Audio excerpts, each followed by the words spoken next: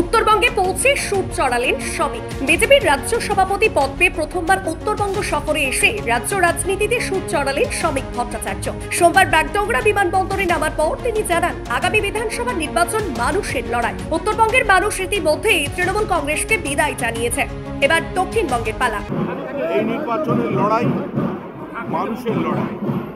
উত্তরবঙ্গের মানুষ আগেই তৃণমূলকে বিদায় দিয়েছে, এবার দক্ষিণবঙ্গ আর উত্তরবঙ্গ মিলে তৃণমূলের বিসর্জন দিয়েছে।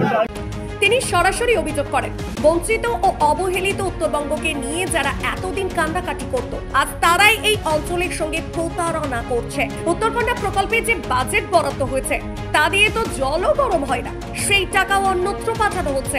এটা পরিকল্পিত বঞ্চনা। পাশাপাশি উত্তরকন্যা অভিযানকে ঘিরে বিজেপির ভবিষ্যৎ কর্মসূচি স্পষ্ট করেছেন শ্রমিক ভট্টাচার্য। তিনি বলেন, এই অভিযানে শুভেন্দু অধিকারীর নেতৃত্ব দেবে এবং উত্তরবঙ্গের সঙ্গে হওয়া বিশ্বাসঘাতকতার বিরুদ্ধে রাস্তায় নামবেন। মানুষের পাশে আছে, মানুষের দাবির প্রতি দায়বদ্ধ। বঞ্চিত উত্তরবঙ্গ, অবহেলিত উত্তরবঙ্গ, পিছিয়ে পড়া উত্তরবঙ্গ বলে যারা দিনের পর দিন চোখের জল ফেলেছিলেন, তারা কার্যত উত্তরবঙ্গের মানুষের সঙ্গে প্রতারণা করেছেন, বিশ্বাসঘাতকতা করেছেন। রাজ্যে যে উত্তরকন্যা তৈরি হয়েছে তাতে যে বাজেটারি অ্যালোকেশন জল গরম করা হয় না, সেখান থেকেও ফান্ড অন্য জায়গায় সাইফন অফ করে নিয়ে আসছে। 21 তারিখে যুব মোর্চার প্রোগ্রাম আছে। উত্তরকন্যা অভিযানের মধ্যে দিয়ে বিরোধী দলনেতা শুভেন্দু অধিকারী